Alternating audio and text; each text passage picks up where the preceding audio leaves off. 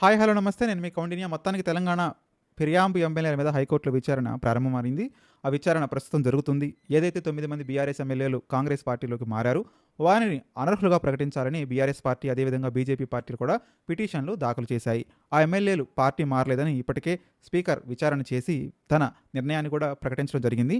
Speaker నిర్ణయాన్ని సవాలు చేస్తూ దాఖలైనటువంటి పిటిషన్లపైన ఇప్పుడు హైకోర్టులో విచారణ జరుగుతుంది. తెలంగాణ ఎమ్మెల్యేలు మేము పార్టీ మారలేదని వాళ్ళు చెప్తారు, లేదు వీళ్ళు పార్టీ మారారని చెప్పేసి ఒకవైపు బీఆర్ఎస్ మరొక వైపు బీజేపీ పార్టీలు కూడా ఆరోపిస్తున్నాయి. వాళ్ళని ఎట్టి పరిస్థితుల్లోనూ అనర్హులుగా ప్రకటించాలంటూ పిటిషన్ దాఖలైన నేపథ్యంలోని విచారణ అనేది ముందుకెళ్తున్నాయన్నమాట. కాకపోతే ఇక్కడ స్పీకర్ విషయాన్ని కూడా మనం ప్రస్తావించుకోవాల్సి ఉంటుంది. ఈ 10 మందిపై కూడా ఆయన విచారణ జరిపారు. 10 మందికి క్లీన్ చిట్ ఇచ్చారు. అందులో 9 మంది ఇంకా కాంగ్రెస్తోనే ఉన్నామని చెప్తున్నారు. కానీ ఏదైతే ఈ పట్టాన్ చెరువు ఎమ్మెల్యే ఉన్నాడో ఆయన మాత్రం మళ్ళీ బీఆర్ఎస్ గూట్కే వెళ్ళినట్టు అనిపిస్తుంది. వాళ్ళు కూడా ఈయన్ని వెల్కమ్ చేసినట్టే కనిపిస్తుంది. కాబట్టి ప్రస్తుతానికి 9 మంది ఎమ్మెల్యేల పైన మాత్రం వీళ్ళు ముందుకైతే వెళ్తున్నారు. కాకపోతే స్పీకర్ నిర్ణయాన్ని సవాల్ చేయడం ఇప్పుడు కొంచెం పిటిషన్లకు అదేవిధంగా ఈ కాంగ్రెస్ పార్టీ కూడా కొద్దిగా ఇబ్బందిగా మారింది. విచారణ అనేది కొనసాగుతుంది. పిటిషనర్ తరపున వాళ్ళు వాదనలు వినిపిస్తున్నారు. న్యాయవాదులు కూడా అనేక అంశాలను ప్రస్తావిస్తున్నారు. ఇంతకుముందు సుప్రీంకోర్టు, హైకోర్టు ఇచ్చిన తీర్పులను కూడా వీళ్ళు జడ్జిల ముందు పెడుతున్నారు. అనర్హత ఎందుకు వేయాలి, మరీ ముఖ్యంగా 10 మంది ఎమ్మెల్యేలు మెడ మీద కత్తి వేలాడుతుంది అని చెప్పుకోవాలి అని అంటే మాత్రం దానం నాగేంద్ర మీద మాత్రం కత్తి వేలాడుతుంది. ఎందుకంటే ఆయన బీఆర్ఎస్లో గెలిచి మళ్ళీ కాంగ్రెస్ పార్టీలోకి వచ్చి కాంగ్రెస్ పార్టీలో బీఫామ్ తీసుకొని మరీ లోక్సభకి పోటీ చేయడం ఆయనకి ఇప్పుడు పెద్ద సవాలుగా మారింది. ఆయన ఒకానొక దశలో నేను రాజీనామా చేస్తాను అని చెప్పాడు. కాకపోతే ఏంటంటే కాంగ్రెస్ అధిష్టానం వద్దు, కొంతకాలం నువ్వు ఆగు, ఎందుకంటే ఇప్పుడు ఈ బాల్ అనేది స్పీకర్ కోర్టులోకి వెళ్ళిపోయింది. స్పీకర్ ఎలా స్పందిస్తాడో చూసి నువ్వు అప్పుడు రాజీనామా చేద్దు కానీ వాళ్ళు చెప్పారు. సో స్పీకరు ఏదైతే ఈయన అఫిడవిట్ ఇచ్చాడో ఆ అఫిడవిట్ని చూసి మొత్తం పరిశీలించి లేదు వీళ్ళంతా కూడా ఏదైతే పార్టీ కాన్స్టిట్యూషన్సీ ఉంటుందో ఆ పార్టీ కాన్స్టిట్యూన్సీ నుంచి దగ్గరలోనే ఉన్నాడు, కాబట్టి వీళ్ళు ఎక్కడ వైలేట్ చేయలేదు రూల్స్ని, కాబట్టి దానం నాగేంద్ర కూడా బీఆర్ఎస్ పార్టీలో ఉన్నాడు ఆయన కన్ఫర్మ్ చేశాడు. కన్ఫర్మ్ చేసాగానే ఏం చేశాడంటే బీజేపీ ఎమ్మెల్యే మహేశ్వర్ రెడ్డి దీని మీద ఇంకొక పిటిషన్ వేశాడు. అలా ఎలా చెప్తారు మీరు, ఈయన ఆల్రెడీ లోక్సభకి పోటీ చేశాడు, కాంగ్రెస్ పార్టీ బీఫామ్ ఇచ్చింది, అంతకుముందు ఏమో బీఆర్ఎస్ పార్టీ బీఫామ్ ఇచ్చింది, ఆయన ఎమ్మెల్యేగా గెలిచాడు, ఎమ్మెల్యేగా ఉండి ఆయన ఎంపీగా పోటీ చేశాడు, కాకపోతే ఓడిపోయాడు, మరి ఇలాంటి సందర్భంలో ఆయన పార్టీ మారినట్ట అని ఆయన పిటిషన్ దాఖలు చేస్తే దీని మీద కౌంటర్లు వేయమని హైకోర్టు ఆదేశించడం, దానికి కౌంటర్లు వీళ్ళు వేయటం, ఈ 8 వేసిన నేపథ్యంలోనే విచారణ ప్రారంభమైంది. పిటిషన్ అయితే మాత్రం ముఖ్యంగా దానం నాగేందర్ని ముందు పెట్టి ఎట్టి పరిస్థితుల్లోనూ వీళ్ళని ఏదైతే అనర్హత ఉందో ఆ అనర్హతని వచ్చే విధంగా ప్రయత్నిస్తున్నారు. కాకపోతే ఏంటంటే మిగతా వాళ్ళకంటే కూడా ఈయన మీద స్పష్టమైన ఆధారాలు ఉన్నాయి.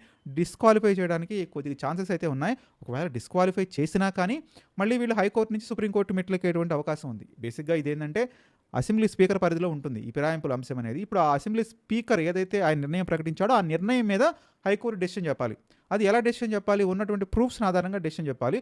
ప్రూఫ్స్ కనుక మనం చూసుకున్నట్టయితే ఈయన దానం నాగేందర్ కొద్దిగా పట్టుబడేటటువంటి అవకాశాలు ఉన్నాయి లాజికల్గా. అదేవిధంగా కాన్స్టిట్యూషన్ పరంగా కూడా ఈయన ఎంపీగా పోటీ చేయకుండా కాంగ్రెస్ అనుబంధంగా మెలిగినట్టయితే పెద్ద డిస్క్వాలిఫై అవ్వడానికి అవకాశం ఉండేది కాదు. కానీ బట్ ఈయన చేసిన మిస్టేక్ ఏంటంటే ఎంపీగా పోటీ చేశాడు సికింద్రాబాద్ నుంచి అనవసరంగా. దానివల్ల ఏమైపోయిందంటే ఆయన బీఫామ్ తీసుకున్న తర్వాత మళ్ళీ కాంగ్రెస్ పార్టీ జెండా కప్పుకోవడం, కాంగ్రెస్ పార్టీకి ఓటేయమని పిలుపునివ్వడం, జనంలో తిరగడం, ఇవన్నీ కూడా వీడియో రూపంలో ఆడియో రూపంలో ప్రతిదీ కూడా హైకోర్టుకు సబ్మిట్ చేస్తారు కదా అఫిడవిట్లో. ఆ అఫిడవిట్లో ఈజీగా దొరికిపోయేటువంటి అవకాశం ఉంది. డెఫినెట్గా దీని మీద మరి ఆయన ఈలోపే రాజీనామా చేస్తాడా, ఏదైతే హైకోర్టు డెసిషన్ హైకోర్టు వర్డిక్ట్ వచ్చేలోపు, లేదు వెచ్చి చేరేస్తూ దూరంలోనే ఉంటాడా, మళ్ళీ ఇప్పుడు ఆయన రాజీనామా చేస్తే 6 నెలల్లో మళ్ళీ ఎలక్షన్ కమిషన్ ఆఫ్ ఇండియా మళ్ళీ ఎన్నికలు పెట్టాల్సినటువంటి అవసరం ఉంది. ఇప్పుడు రేపు డిసెంబర్కి తెలంగాణలో 3 సంవత్సరాలు పూర్తవుతుంది. ఏదైతే ఈ కాంగ్రెస్ గవర్నమెంట్ వచ్చి 3 సంవత్సరాలు పూర్తవుతుంది. అంటే ఇప్పుడు మనం ఆగస్టులో ఉన్నాం కాబట్టి ఇంక 2-3 నెలలు, ఈ 2-3 నెలలు ఇట్లా నెట్టుకుంటూ వచ్చినాడు అనుకో, సో ఆటోమేటిక్గా 3 ఇయర్స్ అయిపోతుంది. 3 ఇయర్స్ అయిపోయిన తర్వాత మళ్ళీ ఒకవేళ హైకోర్టు డెసిషన్ ఇచ్చినా డెసిషన్ ఇవ్వకపోయినా మళ్ళీ ఈయన సుప్రీంకోర్టుకి వెళ్తాడు. సుప్రీంకోర్టులో మళ్ళీ అదొక దగ్గర సంవత్సరంన్నర ఈజీగా నడుస్తుంది. అంత ఈజీగా వెంటనే హైకోర్టు తీర్పు ఇవ్వదు, సుప్రీంకోర్టు కూడా తీర్పు ఇవ్వదు, కొంత టైం అయితే తీసుకుంటుంది. కాబట్టి ఆ టైం తీసుకునే లోపు మళ్ళీ 4.5 ఇయర్స్ అయిపోతాయి. ఇక 4.5 ఇయర్స్ అయిపోయినాయి అంటే లాస్ట్ 6 మంత్స్లో ఎలక్షన్ కమిషన్ ఆఫ్ ఇండియా ఏ విధమైనటువంటి ఉప ఎన్నికలు అయితే బైపోల్స్కి అయితే వెళ్ళదు, కాబట్టి అక్కడ సేవ్ అయిపోతాడు ఇక. సో ఆ విధంగానే ఇప్పుడు వీళ్ళు ఆలోచిస్తున్నారు ఏ కార్డుకి కూడా బైపోల్ రాకుండా ఉండటానికి. ఒకవైపు రేవంత్ రెడ్డి కానీ కాంగ్రెస్ అధిష్టానం కానీ చాలా అందుకే మంచి లాయర్స్ని హైర్ చేసి మరి ఈ వాదనలకు పంపిస్తుంది. ఒకవేళ హైకోర్టులో రేపటి రోజున ఏదైనా నెగిటివ్ రిజల్ట్స్ వచ్చినా కానీ ఇమీడియట్గా సుప్రీంకోర్టుకి వెళ్ళేటువంటి అవకాశాలు ఉంటాయి. సుప్రీంకోర్టులో స్టేటస్ కో ఇస్తారు కొంతకాలం పాటు. తర్వాత ఒక సంవత్సరంన్నర ఆగిన తర్వాత ఒకవేళ ఆ పిటిషన్ మూవ్ అయినా కానీ అంత తొందరగా రిజల్ట్ వచ్చేటువంటి అవకాశం లేదు, ఈయన సభ్యత్వం పోయేటువంటి అవకాశం అంతకంటే లేదు. సో ఆ కాన్ఫిడెన్స్ మీదే ఇప్పుడు దానం నాగేందర్ చాలా సేఫ్గా ఉన్నాడు ప్రస్తుతానికి.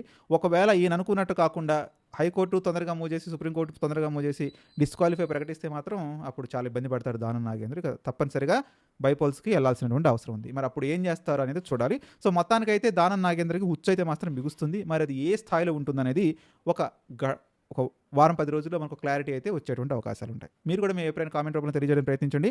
ఒకవేళ దానం నాగేంద్ర గనక మళ్ళీ ఎలక్షన్స్కి వెళ్తే గెలుస్తాడా, గెలవడా? మర్చిపోకుండా కామెంట్ చేయడానికి ప్రయత్నించండి.